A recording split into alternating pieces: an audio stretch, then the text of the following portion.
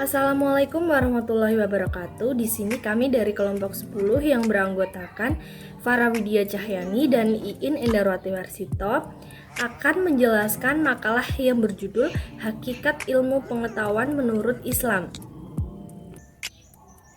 Yang pertama, poin A adalah pengertian ilmu pengetahuan.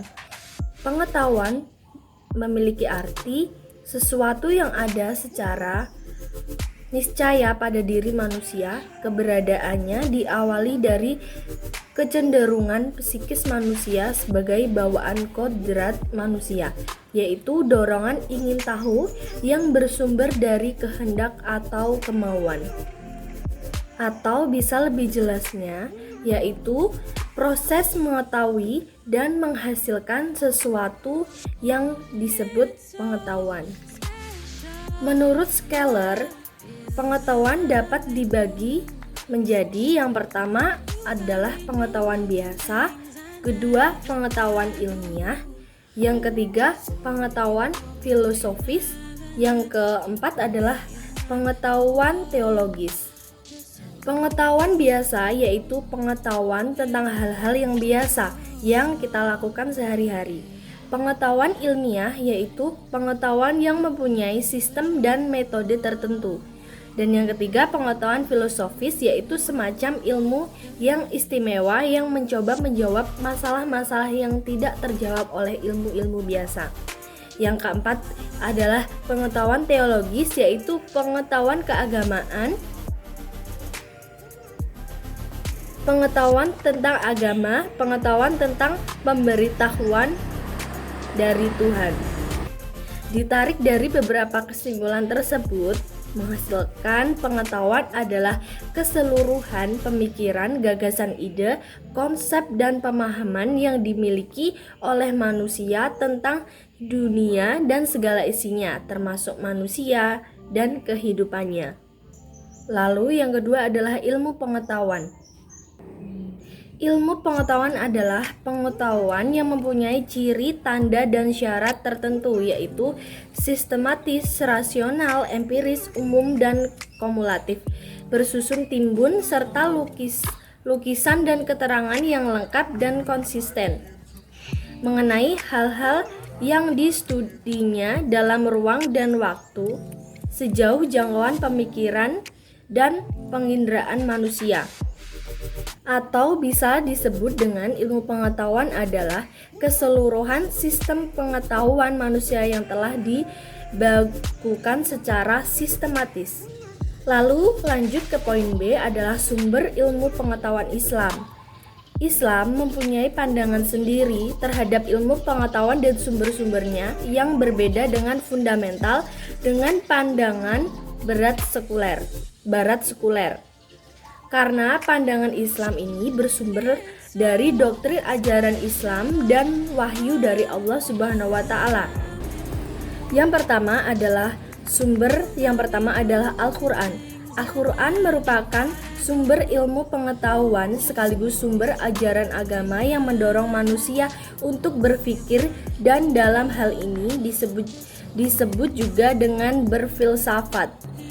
Al-Quran menjadi landasan semua ajaran Islam yang menyangkut hubungan vertikal manusia dengan Tuhan, ibadah, maupun hubungan sosial kemasyarakatan, muamalah.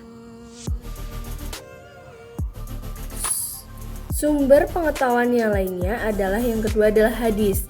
Setelah Al-Quran, sumber ilmu pengetahuan yang selanjutnya adalah sunnah al-hadis. Dalam bahasa Arab, sunnah berarti jalan lurus dan perilaku sosial yang sudah melembaga atau tradisi. Sunnah Rasul berarti praktik kehidupan yang dilakukan dan berlangsung pada masa Rasulullah Muhammad SAW hidup. Hadis atau sunnah merupakan jalan atau cara yang pernah dicontohkan oleh Nabi Muhammad SAW dalam perjalanan kehidupannya melakukan dakwah Islam. Sekian presentasi dari saya. Poin C dan D akan dilanjutkan oleh teman saya Farah Widya Cahyani. Assalamualaikum warahmatullahi wabarakatuh.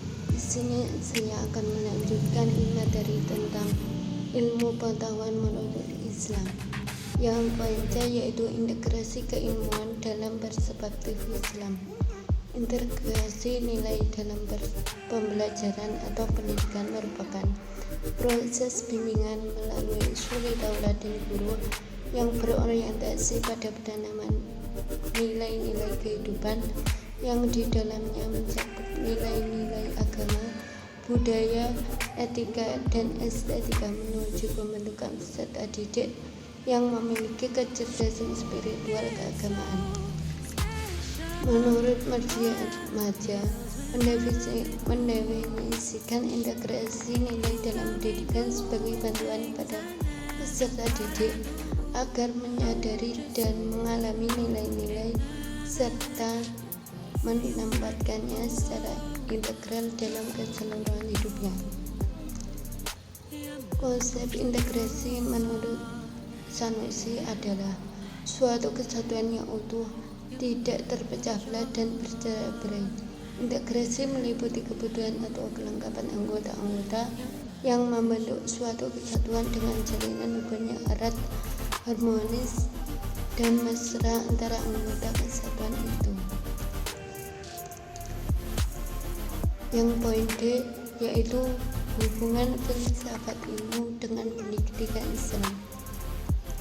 Ada 3 kata kunci yang berhubungan dengan pendidikan Islam, yaitu al-tarbiyah, at-ta'lim, dan al-ta'dib. Jika ditelusuri ayat-ayat Al-Quran dan matan as-sunnah secara mendalam dan komprehensif, sesungguhnya selain 3 kata tersebut masih terdapat kata-kata lain yang berhubungan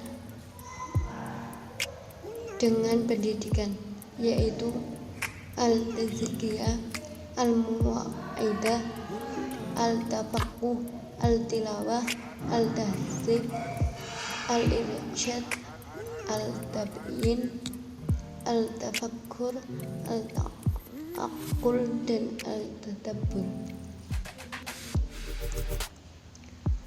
Al-tarbiyah asal katanya dari kata robba yarbu tarbiyatan yang memiliki makna dan berkembang,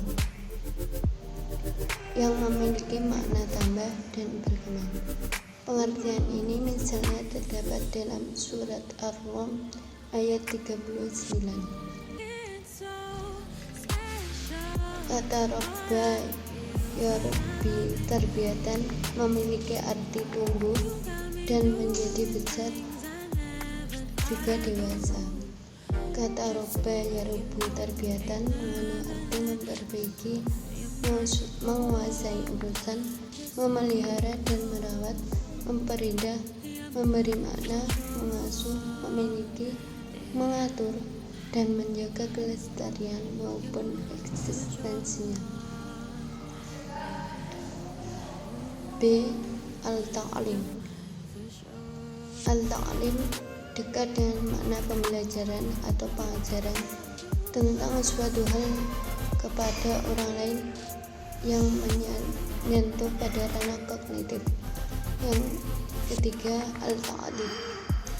Kata al-ta'dib berasal dari ad-daba yu'adzibu ta'diban, yang dapat berarti pendidikan dan disiplin. Kata al-ta'dib berasal dari kata ada yang berarti beradab, sopan santun, tata krama, budi pekerti, akhlak, moral, dan etika. Cukup itu yang dapat saya sampaikan. Apabila ada kurang lebihnya saya mohon maaf. Assalamualaikum warahmatullahi wabarakatuh.